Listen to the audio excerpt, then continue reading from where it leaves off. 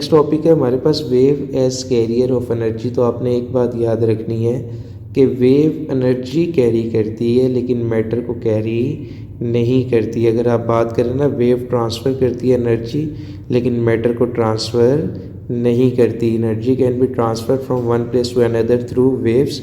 For example, when we shake the stretch string up and down, we provide our muscular energy to the string. As a result, a set of waves can be seen traveling along the string. The vibrating force from the hand disturbs the particle of the string and set them in motion.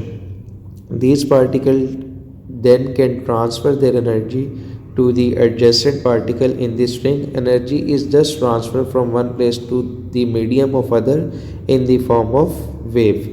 कहने का मतलब क्या, explanation आपने यहाँ से खुद read कर लेनी है, मैं आपको एक्सप्लेन कर देता हूँ। कहते हैं जी, एक आप ले लो रस्सी, ठीक हो गया, या एक कोई पेंसिल ले लो, कुछ भी ले लो, उससे आप पेंसिल को या रस्सी को इस पानी में अप एंड डाउन करो। अप एंड डाउन जब आप करोगे, यहाँ पे एक रस्सी को अप एंड डाउन करोगे तो वो अपने इर्द गिर्द क्या पैदा कर देगा, वेव्स पैदा कर देगा। और वो वेव्स जो हैं उस जगह पर, उस पानी में अगर कहीं पर कोई मैटर भी पड़ा हुआ है तो वो वेव्स मैटर को ट्रांसफ़र नहीं करेंगी, सिर्फ एनर्जी को ट्रांसफ़र करती जाएंगी। ठीक हो गया। और सेकंड वो कहता है जी, आप एक पत्थर फेंक दो पानी के अंदर तो वहाँ पे भी क्या पैदा होंगी, वेव्स पैदा होंगी। ठीक हो गया। लेकिन वहाँ पर ऐसा नहीं होगा कि मैटर जो है वो एक जगह से दूसरी जगह पर क्या हो जाए, ट्रांसफ़र हो जाए। ठीक हो गया।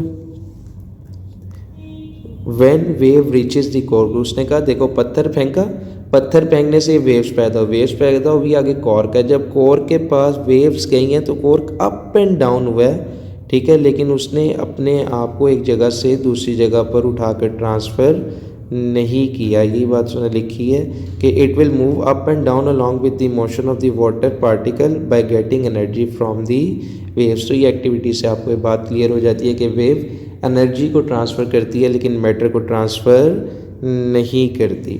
अब relation between velocity, frequency and wavelength. Velocity basically displacement over time होता है, फ्रीक्वेंसी होता है number of waves passing through a body in 1 second, या number of waves in a 1 second, vibration कितनी बॉडी में होती है 1 सेकेंड में, उसको हम फ्रीक्वेंसी कहते हैं। वेवलेंथ होता है the distance between two crest and trough, दो क्रेस्ट या दो ट्रफ के फासले को हम वेवलेंथ कहते हैं। अब वेव की डेफिनेशन हमें पता है कि वेव डिस्टर्बेंस है मीडियम में जो एक जगह से दूसरी जगह पर ट्रैवल होती है।